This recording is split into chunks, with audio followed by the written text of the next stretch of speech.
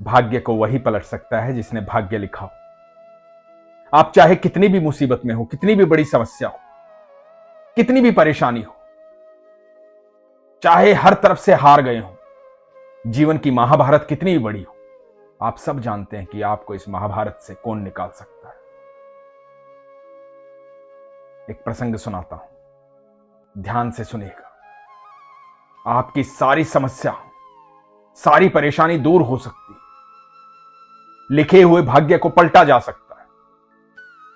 आपका जीवन बदला जा सकता है। यह प्रसंग ध्यान से सुनिएगा। हरे कृष्ण दोस्तों, मैं हूं अनुज शर्मा। हम सब जानते हैं सुदामा के बारे में। सुदामा ठाकुर जी के प्रिय मित्र, ऐसे मित्र जब द्वारकाधीश से मिलने गए तो द्वारकाधीश स्वयं राज सिंहासन छोड़ करके अपने द्वार तक आ गए थे।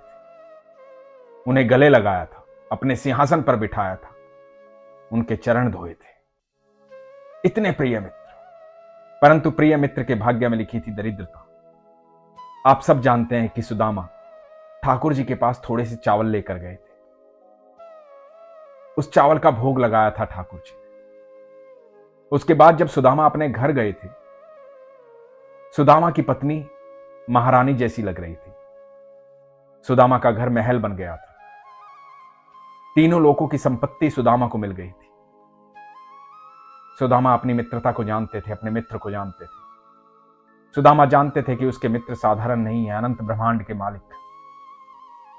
जब यह घटना घटित हो चुकी थी तो यमराज को बड़ा आश्चर्य हुआ। यमराज ने सोचा कि मैं हमेशा न्याय करता हूं, कर्मों का फल देता हूं। सुदामा को भी कर्मों का फल दे रहा था, लेकिन भगवान ने सब कुछ बदल दिया। विधाता ने विधि का विधान बदल दिया। यह बात तो सही नहीं है। तो यमराज इस बात से बड़े नाराज हुए। पहुंच गए द्वारकाधीश के पास, ठाकुर जी के पास पहुंचे। ठाकुर जी से जाकर बोले कि प्रभु क्षमा करना, एक बात करनी थी। मैं ये सारा बही खाता लेकर आया हूं। कर्मों का फल आप ही दे रहे हैं, तो मेरी आवश्यकता नहीं है। सब आप ही संभाल रहे हैं। वैसे भी जो आपका नाम लेता है यमलोक में आजकल उसका कर्म फल ही नहीं होता, सीधा स्वर्ग चला जाता है, बैकुंठ ले जाते हैं आप उसे। मेरे यहां तो आता ही नहीं है, तो सब कुछ ऐसे ही चल रहा है, तो ये बही खाता भी आप ही रखें। भगवान मुस्कुराए। भगवान बोले कि यमराज, क्यों नाराज हो? क्या बात हो गई?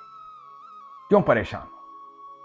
तो यमराज ने कहा कि प्रभु आप ही बताएं, आपके मित्र सुदामा के भाग्य में दरिद्रता लिखी थी, लेकिन आपने तीनों लोगों की संपत्ति उसे दे दी, विधि का विधान बदल दिया। तो मैं कैसे कर्म फल दूंगा किसी को? आप सब कुछ अपने आप ही बदल देते हैं, तो फिर मैं कैसे न्याय करूंगा? मेरी आवश्यकता ही क्या है? भगवान मुस्कुराए।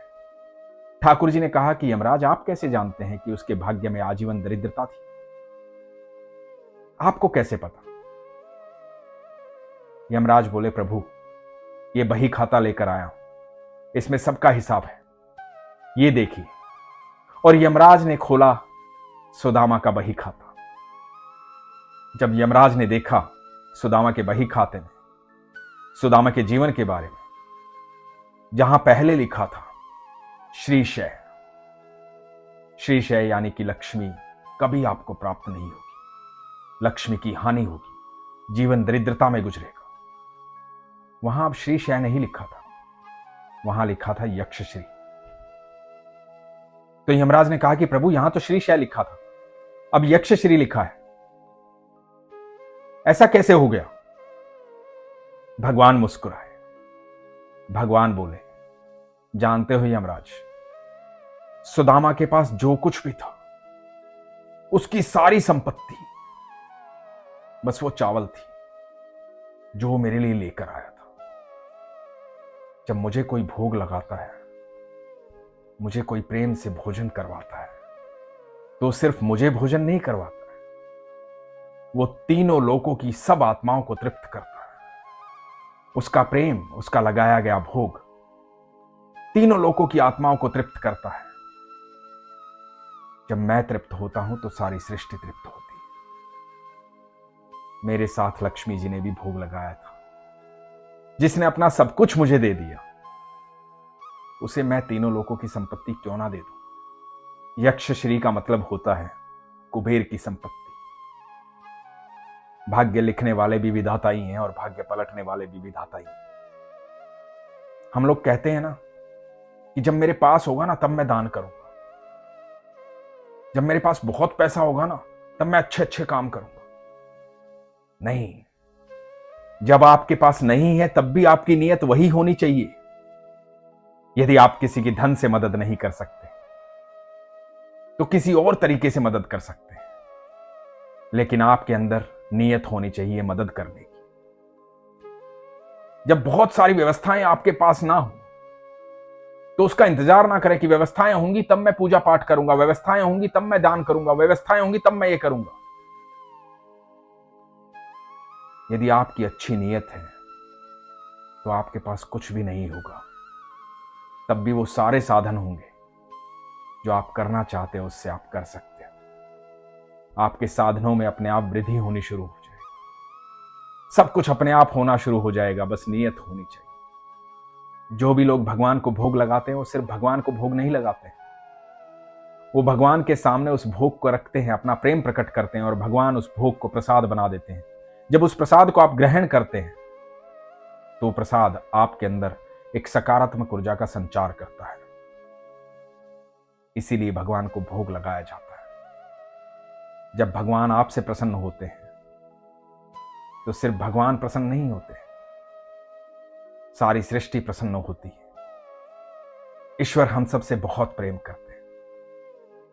मैं उन सब लोगों से यह कहना चाहूंगा जो ईश्वर को प्रेम करते हैं, ईश्वर को भोग लगाते हैं, वो अपनी नीयत को इतना स्वच्छ रखें, इतना साफ रखें, इतना ईमानदार रखें कि जिस प्रकार वो ईश्वर से प्रेम करते हैं इस प्रकार उसकी बनाई सृष्टि से भी प्रेम करें, हर जीव से प्रेम करें। जैसे वो भगवान को भोग लगाते हैं वैसे ही उन जीवों को भोजन प्रदान करें जिन जीवों को भोजन की आवश्यकता है। आप जो भी मदद एक दूसरे की कर सकते हैं वो अवश्य करें। भगवान श्री कृष्ण ने भगवद गीता में कहा है कि मैं सबके भीतर समाहित हूं, तू सबके भीतर मुझे जान। मैं सबके भीतर हूं, तू सबके भीतर मुझे देख। जब आप हर जीव का सम्मान करना शुरू कर दें, जब आप हर जीव के अंदर कृष्ण को देखेंगे, ईश्वर को देखेंगे, हर जीव से उतना ही प्रेम करें, हर जीव के लिए उतने ही अग्रसर रहेंगे जितना प्रेम आप ईश्वर से करते हैं। जैसे आप लड्डू गोपाल को भोग लगाते हैं, भगवान को भोग लगाते हैं, उसी प्रकार हर जीव को तृप्त करने के लिए आपकी नीयत होगी तो यकीन मानना आपकी सामर्थ्य भी होगी। आपको ईश्वर देगा भी। आप सबके भीतर कृष्ण को देखिए, सबसे उतना ही प्रेम कीजिए जितना ईश्वर से प्रेम करते हैं, तब आपको ईश्वर प्रेम करेंगे और तब आपके पास किसी भी चीज की कमी नहीं होगी। आपका भाग्य पलटा जा सकता है। आपके समर्पण की आवश्यकता है, विश्वास की आवश्यकता है, आपकी नीयत की आवश्यकता है। इसलिए हमेशा कहता हूं, अपने विश्वास को मजबूत रखिए, अपना ख्याल रखिए। हरे कृष्ण।